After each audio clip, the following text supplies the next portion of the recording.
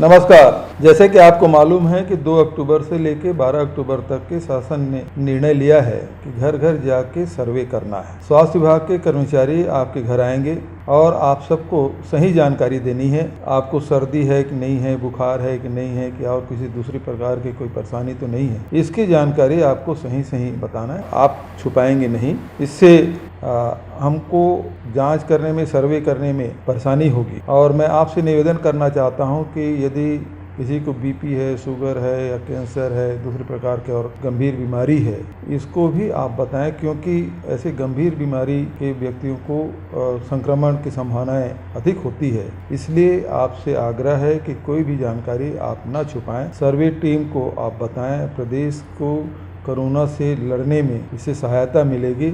आपके और आपके परिवार सुरक्षित रहे, इसलिए शासन ने यह निर्णय लिया है।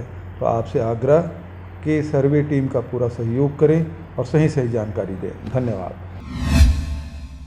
खबर है मुंगेली जिला के लोरमी क्षेत्र का, जहां पर लोरमी के भाजपा कार्यकर्ताओं ने प्रदेश सरकार के खिलाफ एक दिवसीय धरना प्रदर्शन किया। खबर के अनुसार मुंगेली जिला के लोरमी में बीजेपी कार्यकर्ताओं के द्वारा 7 सूत्री मांगों को लेकर मुंगेली चौक में धरना प्रदर्शन किया गया। इस दौरान धरना प्रदर्शन करते हुए प्रदेश सरकार के खिलाफ वादा खिलाफी का आरोप लगाते हुए जमकर नारेबाजी भी की गई। इस मौके पर पूर्व विधायक एवं संसदीय सचिव तोखन साहू के नेतृत्व में एसडीएम को मुख्यमंत्री के नाम ज्ञापन सुपुर्द किया गया।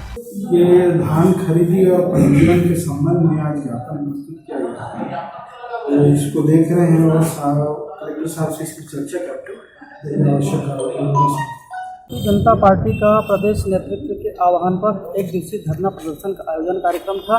विषय यह था कि कांग्रेस पार्टी और उनके नेताओं के द्वारा जो लोगों को भ्रमित करने का जो काम ये लोग कर रहे हैं, कृषि बिल को लेकर के, कृषि बिल किसानों के हित में क्रांतिकारी कदम है। माननीय नरेंद्र मोदी जी की सरकार ने जो पारित की है, वो इस पर देश के लोगों को गुमराह करना चाहती है।